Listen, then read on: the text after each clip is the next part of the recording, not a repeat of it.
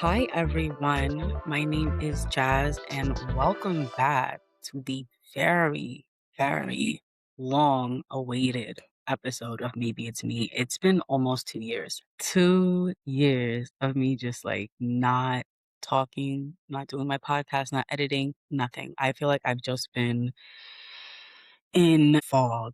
I kept saying to myself, I'm going to do the podcast. When I get a podcast, I got to do this. When I get on the podcast, I got to do that. And it's just like, I got to stop saying when and just do. So this is me just doing, just trying, even though I am currently fixing my mic. So let me catch you up on everything. The last time you guys spoke to me, it was in August. We were still talking about Bravo and reality TV. We're still going to be doing that today, but not the whole show. My partner and I are engaged. We've been engaged actually over a year now. This is my ring. She's beautiful. I love her. I also have to get my nails done. I digress. What else? I've been honestly just in TikTok, Instagram, Substack. I also started my media house called Talk of the Town. I've been doing Talk of the Town with my friend Nicole since October of 2025. So we've been doing this for like 6-7 months now. Love working with Nicole. Summer's around the corner and we already have some things planned for that. So just stay tuned. For all my Bravo TV watchers, reality TV, television, pop culture people, we will be talking about Summer House, Southern Hospitality, Real Housewives of Rhode Island, and Atlanta. All that's going to be in later of the show. There will be timestamps so you guys can go to those. But that's all I want to tell you. Now, so this weekend, I just have to start off with this. Went to Volcano Bay with my family. It was beautiful. I had a wonderful time. Came home, ate some fried rice and some shrimp from Mikado's, sushi. And then I watched Game 7 of the Western Conference Finals, consistent of watching Shea, Gillis Alexander, and OKC try to defeat and take on Victor Wembanyama and the San Antonio Spurs, to which I have to say, SGA looked like a shell of himself by the end of Game 7. He's just, you look at his face and his face, it's just nothing's there anymore. Like his spirit has just been demolished by Wemby and the Spurs. Even early on, San Antonio won, SGA and OKC straight to the locker room. No dapping up, no congratulations. It's given real life beef. And speaking of beef, Alex Caruso, you know what you're doing. And that's why you're on your way to Cancun. Because Stephon Castle and Dylan Harper single-handedly, not single-handedly, because honestly, there's so many people that played a part in this. Dylan Harper and Stephon Castle, just to name a few. And De'Aaron Fox was there. De'Aaron Fox was there. The chemistry between Dylan Harper and Stephon Castle. All right, let's look here. So you see how Caruso brought him down, and then you see Castle's looking at him like, oh, you knew what you were doing. Like, bro, look at that. Do y'all see that? Like, and then here he is, Dylan Harper coming to the rescue to save his pal because he's like, buddy, this is the Western Conference Finals. We're not losing this. We're not losing this game. Nobody on our team is going to be ejected. No one is going to be fouled out. We are going to win. And that's what they were doing. That's what Dylan Harper was thinking about. He has great conflict resolution skills. And I said this. I said this in a video last night. Fantastic conflict resolution skills. He was doing whatever it takes to not go to Cancun. He doesn't want to go to Cancun. He wants to allegedly hold the NBA Finals championship. And I mean, as a Knicks fan, do I think it's going to happen? I don't want it to. But regardless, Dylan Harper, look at this. You see that? Just trying to be funny. And Alex Caruso's trying to be funny because even later on, after this, Caruso goes and tries to smack the ball out of Stephon's hand during the game at one point, just trying to rage bait him because OKC's losing and he's just sticking on him. Like he's trying to get a foul against him. So him or SGA could shoot a 2-point. BS. Get in the field and play. You're over here trying to do WWE moves on another man, and this is not cute. Go to AEW, go to WWE, go wrestle for the summer if that's what you want to do, Alex. But you're going to be in Cancun, so it doesn't even matter. Now, another thing that I wanted to show you guys, and I don't know why, it's just honestly, that whole scene really grinded my gears because, bro, why would you sit here and throw him down and then feel away and be like, come on, what's the big deal? Alex, if that was you, y'all would have tried to fight. I don't know. It's just boo him, boo that man. I need to add a boo audio to this section here on Riverside, but we will be doing that another day. Another video that I want to show you guys. This is my favorite. I don't know what it is, but I really truly enjoy Dylan Harper and Stephon Castle. I enjoy their relationship. I think it's really I just love the like how locked in they are. Like they are very serious about winning this series and eyes on the prize. From the field here in the fourth. Caruso thanks for All right, he made that. Do you see that? Do you see the way they embrace each other? Like Stephon is grabbing. This was my favorite part of the game. I don't know. I love them on a team together. It's like me and my bestie playing basketball. Like, I didn't even think Champagne was gonna make that in. And you know who was there to save the day? Dylan Harper. Pop, you're gonna have to give this boy an extra 5K, 10K, 20K bonus. Slip him something underneath the table. I don't know. Like, money. But yeah, he needs a bonus for what he was doing in this game. I don't care.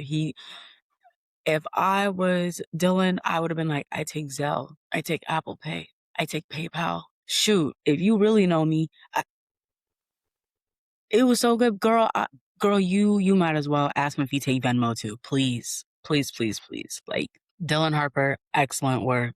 Obviously Wemby was the MVP, but why wouldn't he be? Why wouldn't he be? So that's all I really have to say about the Western Conference Finals. And I was sitting here, like, minding my business, really minding my business. Let me see if I can actually pull it up. Because after the game was over, OKC won, and their score was from 111 to 103. 111 to 103. When I tell you, SGA looked like somebody was gonna take him out back.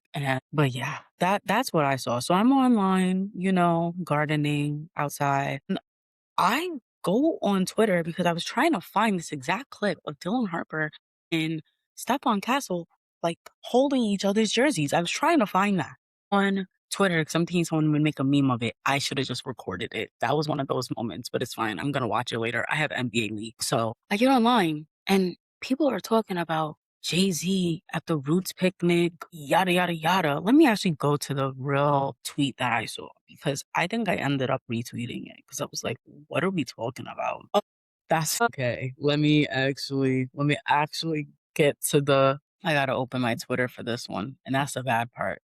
I had to take my talents to Twitter last night because that's how desperate I was.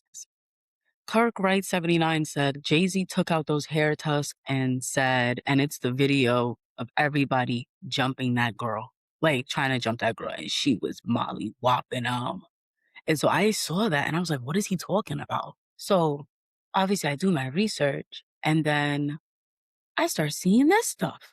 I saw this and I know everybody here is gonna roll their eyes when I say this. I was like, who the is he talking about? Why did it take me until this morning for me to realize, oh, he's talking about Dame Dad? Jay-Z decided to comb out his hair last night and get on stage and just empty the clip. Empty the clip. Talk about everybody. Talk about Tory Lanez. Let's actually watch and then we'll talk about it after.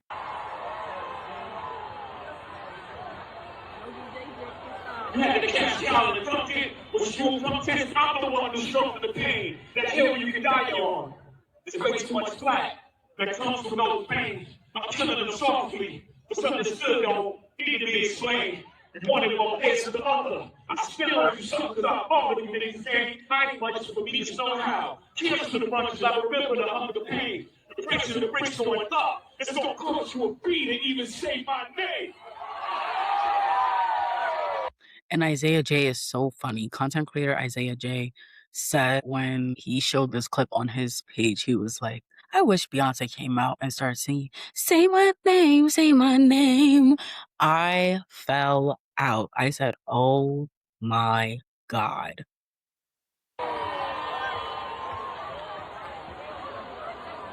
You want to remember one of the kid, when children assembled the back of your own skin, they trying to get understand. I really get understand. That's not how I'm playing.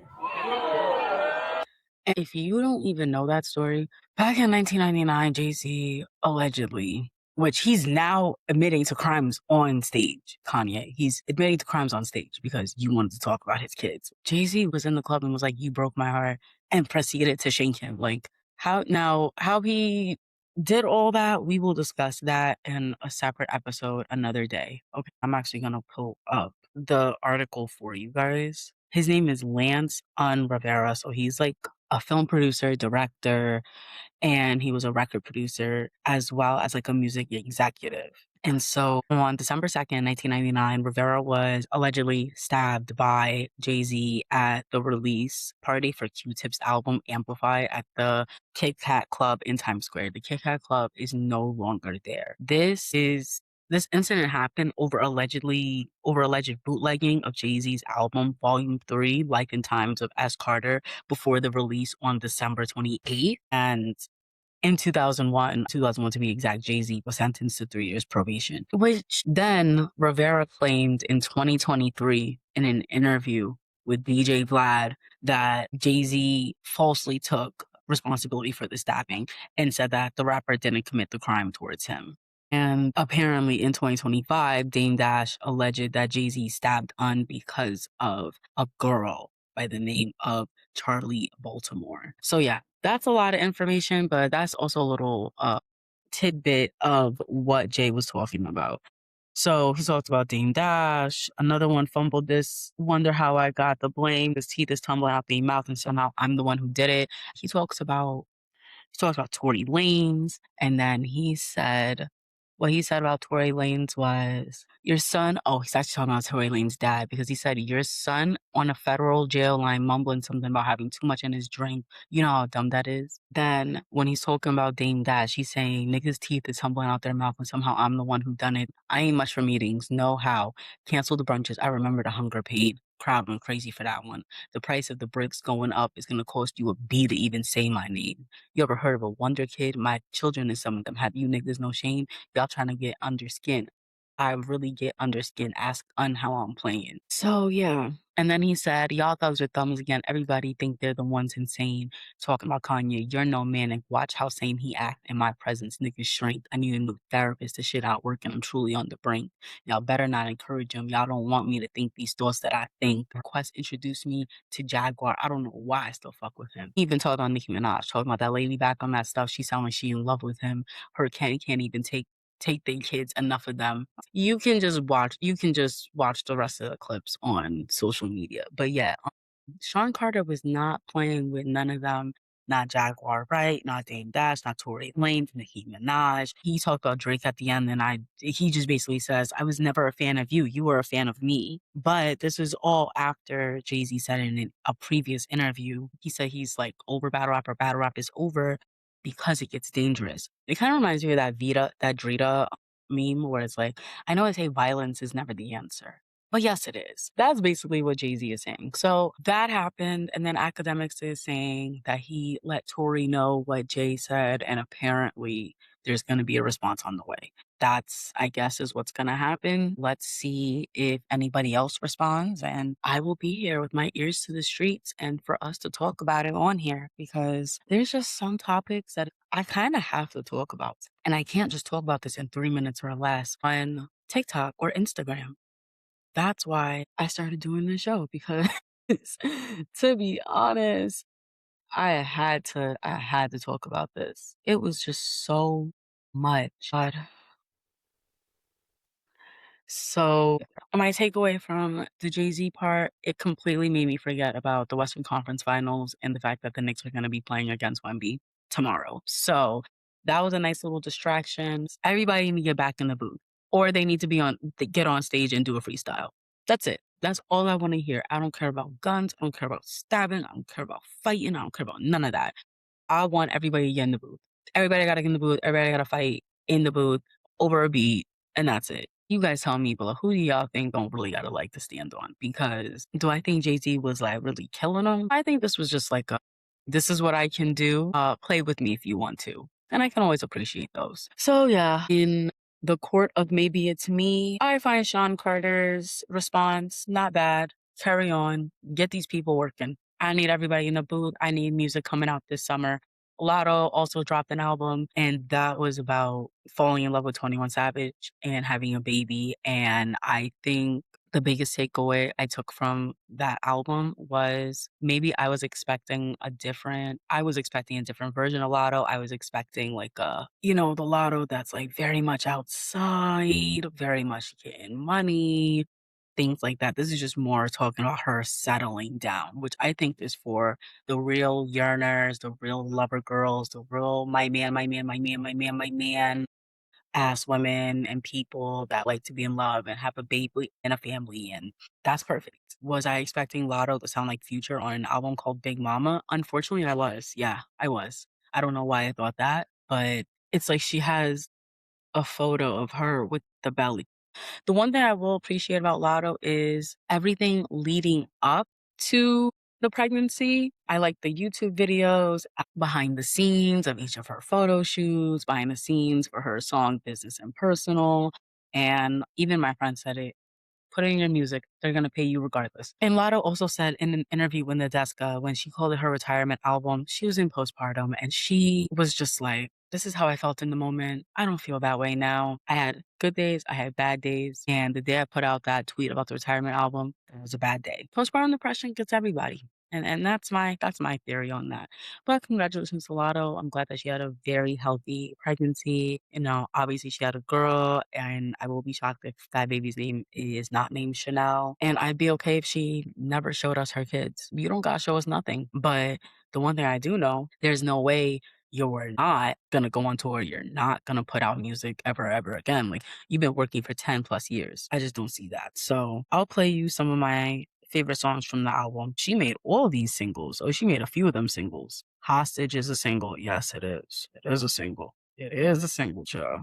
Let's see which ones that are like on that. Yes, this is what I wanted. I wanted more like chorus. Dang, if you couldn't even teach me how to sing. Like, who the? That's what I wanted. I wanted 15 songs of that. Why did I need 15 songs of that? Because that's the era of my life I'm living in. The next one I really did like, Me Love Too featuring Sexy Red. I thought that was a guys, the bitches need love too, need love too. Bad bitches need love too. Yeah, yeah. Love too. Love too. Rich bitches need love too. Yeah. Guys, the bitches need love too. Bad bitches need love too. Real bitches need love. Anyway. I can only play just a little bit of songs. And then Daddy's Girl Interlude. I loved that song from Latto. I feel like that answered a few questions about her relationship with her father. I enjoyed that as well. What else? And I did like so those are a few of the songs. And then I did like the Business and Personal when it first came out. I do like Get Out My Face featuring Glorilla. And I also like the beginning of Chrome Heart. I like the beginning, the chant, and the beginning, and that's where I cut it off. And then a song that was very intriguing to me was Hostage. However, there's a line that 21 Savage said on there that I wasn't really feeling it.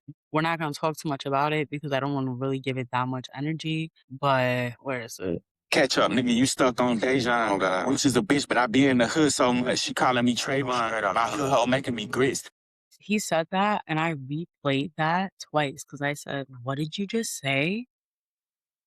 So yeah, didn't really like that. That's how I felt. But that was Latto's album. Happy for her. I hope she had a safe pregnancy. I hope she enjoys motherhood. But I hope she takes her time with getting back into her routine. Like, she even did the interview with Nadeska at her home because she was not ready to leave her baby, leave any. Yeah. So I respected it. So congratulations to her and her family. I hope they enjoy that beautiful blessing. And then next up, we also have Love Island USA Season 8. If you know me, you know I love to do Love Island recaps every single night. I technically started my recaps, I think, on like maybe like 2 weeks into Love Island USA becoming a thing. And then my TikTok and my Instagram started blowing because I started making the videos every single night after the episodes. So, am I going to do something like that where I just talk about the episode on here and then clip it up for social media and just tell everybody to go listen to the podcast about it? Maybe, maybe if I have enough time at 10, if I have enough energy at 10 o'clock at night to get on here and talk about it versus getting on live and talking about it, I would probably do that still. Just it just has to make sense because regardless, whatever, like this is live streaming right now, I'm going to literally take this and make clips out of it and then just post them. That's my plan. So yeah, but anyway, Love Island USA season 8 contestant Vasana Montgomery has been removed from the cast literally days before the June 2nd premiere. And we were just introduced to Vasana like several days ago. I found out probably on Friday night that Vasana was saying the N-word and being racist, and I actually watched the clips yesterday when I was at Volcano Bay, and I saw them, and I was like, "Oh, you're saying the N-word?" Like, how is Love Island production? How is it that regular people that have nothing to do with the show, anything like that, are able to find this information about Vasana, but Love Island producers couldn't? And then it's clear that these are my two theories, because there's just no way you guys are still not doing enough research on these people. All right. Gabriel and Kenzie and the Trump thing. I'm gonna let Austin walk in and out that house all season last year. I'm not holding my breath for them. But for them, when it comes to this N-word and that nigga, like, come on. She was saying it multiple times. Like, bro, just cause in case y'all didn't see it, hold on. Where is it at? Why can't I find these clips to her being racist? Hold on. I'm gonna find it right now. See, I got Go Big Mama in my head now.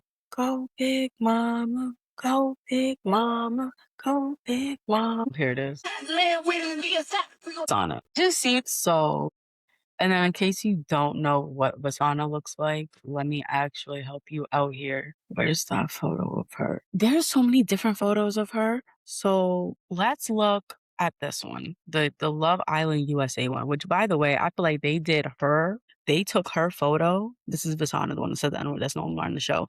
They took her photo way better than they like Anaya, we're gonna get justice for you. This is so Annie Leibovitz, Simone Biles, Vogue 2020 cover coded. If you know, you know. But Trinity, gorgeous, gorgeous girl, you know? But anyway, I think all these women here are beautiful. I just think the photographers just gotta do better about the way they do things. Anyway, yeah, so Vasana is out, and I just need to know, like, how are y'all vetting them? Like, how are y'all knowing, like, oh, this person is good enough to be on the show and they're not racist? Like, how are y'all doing your background checks? This is just so interesting to me. But now, if she's already out days before the premiere of the show, I don't even know what they're gonna do. But it just already tells me that season eight's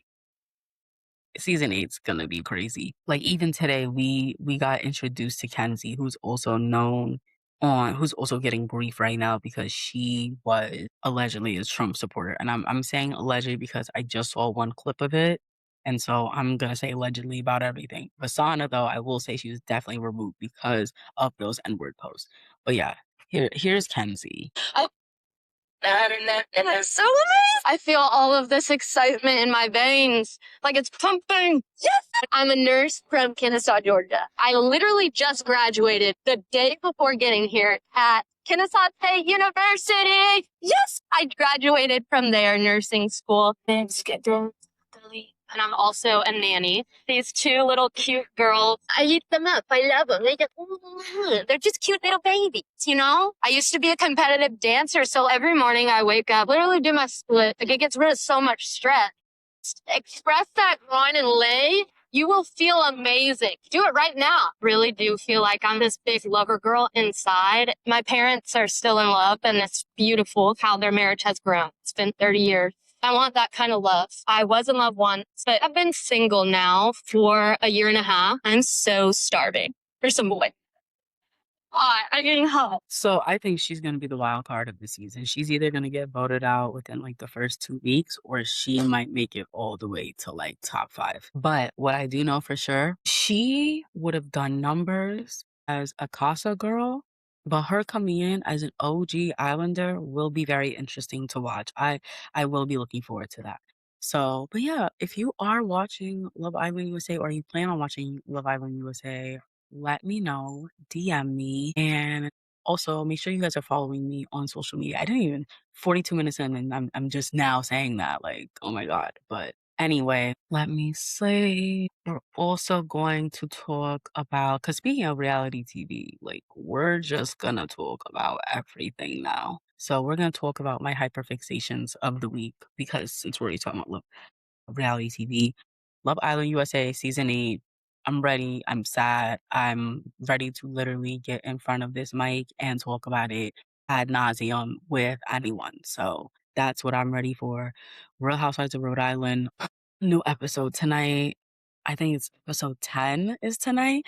When I tell you, I've been having so much fun with Rhode Island. It really is the show that just keeps on giving. It is truly just such a great show. And oh my God, it's like it's really like old school housewives to me in a good way. Like we got one husband who is just absolutely 100% cheating on his wife. So much so to the point that both him and the ex-mistress are suing each other because she went against the NDA and she's countersuing him. But also, she was taking photos in the wife's home. Her name is Rula. Rula is the wife. Brian is the husband that's cheating. And the mistress's name is allegedly Beth.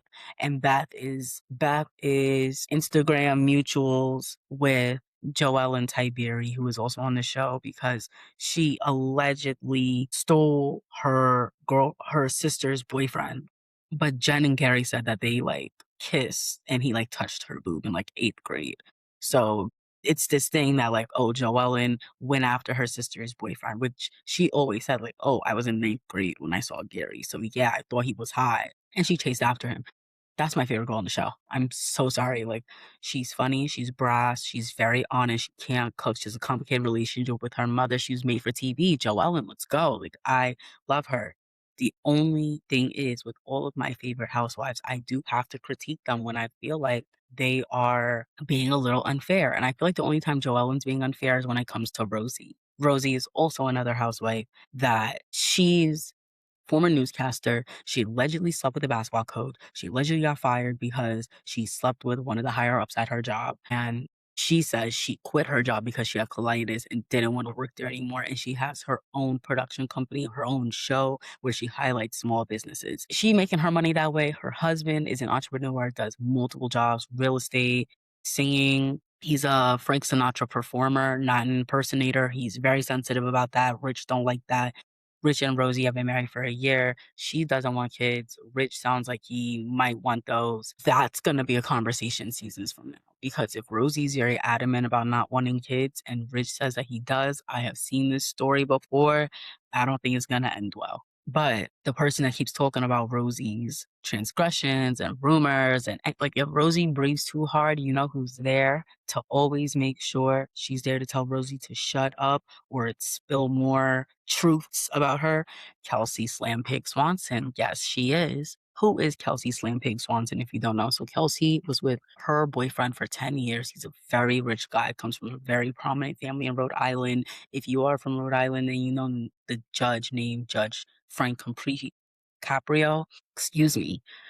Allegedly, Kelsey dated his son for 10 years, but allegedly his son has a girlfriend in Miami 5 months out of the year that he goes sees. And Kelsey says, oh, like I'm the main girlfriend, like I stay in Rhode Island, yada yada yada. Like, and allegedly they broke up 2 years before she started filming this show, which he's letting you use the house and you guys have been broken up for years, but then allegedly on the show, she broke up with him on the show because she realizes he's not gonna give her what she wants, which is monogamy, to be a wife, and to have a kid. He doesn't want to do any of that. Mind you, when she was 19, he was like 46. No, he was like 46 because Liz says she's 56. So, yeah, sorry, that was Trinity. But she says They have an age gap, and if you don't know how I feel about age gaps on here, what does a 19-year-old have in common with a man that's 30 something years old, 30 plus, 40 plus years old? You're 46 years old.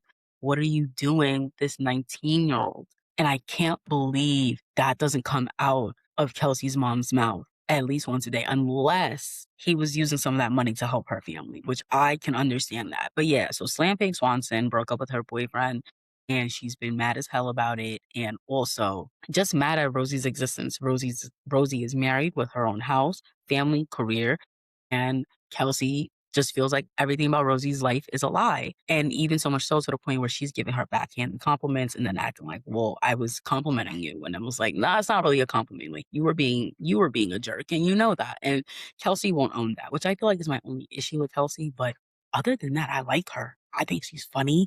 I think she has so much gall, so much audacity. Like she's very fascinating to watch. Like I definitely do think you guys should watch Rhode Island. And that's just to name a few people. And we haven't even talked about Alicia. Alicia ran a woman over and said it so casually in her confessional that the producers was like, wait, what did you just say? You ran over a woman? She's like, yeah, I did do that. I love her. But anyway, we'll talk about Rhode Island tomorrow. We will talk about Rhode Island tomorrow. I'll do a separate because now I'm like not alive talking about that. But anyway, so that's one of my hyperfixations of the week. Real Housewives of Atlanta. It is a hyperfixation. However, I'm not caught up on this last episode. We will talk about that as well tomorrow. It's just so hard to watch Atlanta a little bit because I cringe out bad, bad, bad, bad, bad, bad when it comes to Kelly and this Portia fight. Like, it's just not happening. But Atlanta is really good this season. I think everybody on the show is working to some extent. Like, whether it's on their business and each other's nerves. That's just one of the others. Everyone's saying that K Michelle is not ready to be a housewife. I just hate when people are being vague. Like, stop being vague. If you're mad about it, then be mad about it. Like, this is Housewives. But I think that's also a reason why I was just so confused when we found out that K Michelle was going to be a housewife. Because it's like, girl, you don't really like these people like that. Like, I don't think you're ready to be around a group of women like that, especially after the experience you had on Love and Hip Hop Atlanta. Because I understand why that show traumatized her. But also, what have you done within the last several years since that show? Like, how have you worked on yourself in terms of that? And I also feel like we know too much about K Michelle and her situation. We know too much about K Michelle. We know too much about what her and her man like to do in the bedroom. Like, I, I'm not king shaming anybody, but I just think like if you're mad about Portia and Portia dating your man and you being like, oh, Portia said, I don't know how I end up with people's men, which Portia, if you said that out loud in front of a man, that's so insane. And Phaedra saying in the confessional, yeah, me and Portia have dated the same guy before. And I told her that she's literally dating someone that I used to date. And the producer was like, okay, well, how did Portia take it? And she was like, I don't want to talk about it. I want Portia to talk about it. And Phaedra starts laughing. Anyway, I need you guys to watch Real Housewives of Atlanta. That's an important show, along with Southern Hospitality, who is having the best season they've had yet. I love the season finale. I can't wait for the reunion. We can do a Southern Hospitality episode as well. I think I'm gonna probably do one and then post it the day of the reunion and just kind of see if I could do 4 seasons of Southern Hospitality in one episode. And if anyone likes say listen to it, listen to it. So yeah. And then going into all of the podcasts that I've been listening to. Like, obviously, I have my own podcast, but I am someone that has listened to podcasts for years that, I listen to religiously day by like every day I listen to. So here's my list. We have Bravo We're Black, So Bad It's Good with Ryan Bailey, Bitches Better with Raven James, and we also have Snark Bait, Morally Corrupt. And those are the ones that I listen to for reality TV recaps, pop culture. Those are like my top 4 like reality TV people that I'm like actively listening to. And especially I live in Florida. So it's like I do 30, 40-minute drives at least several times a week. So I will listen to Ryan Bailey like on my way to work, on my way coming home from work, on my way coming home from an event late at night. If I just know I need a comfort ride home, like, I'm gonna put on any of these podcasts along with Jaden XD, The Friend Zone, The Read I like to listen to on my way home. Like, these are all podcasts I listen to in my car and in my shower. If I'm doing a task, I was listening to Morally Corrupt, Bitches Better today while I was cleaning my bathroom. I would have listened to it while I was washing dishes, but I was actually listening to the Renaissance album. But yeah, that is just about everything that I have for you guys today so far, what to expect from me and where to find me. On social media, you're just going to on Google, you can literally type in JAZZENAI and I come up and you can just find me everywhere. You can find me on Instagram at that same name, TikTok, Substack. Please support me on Substack. I love writing about pop culture and politics on there. We will probably dedicate the podcast and Substack to more of like the newsworthy stuff. And then I definitely more news, politics, and things of that nature. And then TikTok and Instagram is just me talking about pop culture and Bravo and reality TV and television. Like that's where all that lives. But it also lives on Substack and it also lives on my podcast. Eventually, there's certain topics I do want to talk about that I think I might end up creating a Patreon and then just uploading those videos on there so you guys can just have the full unfiltered version of it. But yeah, guys, that's kind of all I have today. Please follow me on social media. Please support my Substack. If you are, is literally $5 a month if you want to be a Substack subscriber. And I have a lot of I have a lot of different paid posts on there. I have one basically about the West Coast and some geographical psychology I did for that, and then as well as me talking about, like, Haiti and the history of Hispaniola and why Haitians are considered Latino. That's a long overweighted like, that's a long, overly due, long-awaited Substack post that I have been wanting to work on for several years. I also wanna bring someone on that would have more information about that. So, yeah, that's all I have. Thank you guys for listening to Maybe It's Me. My name is Jazz, and you might always sit there and wonder, maybe it's me, maybe it's not. See you next time.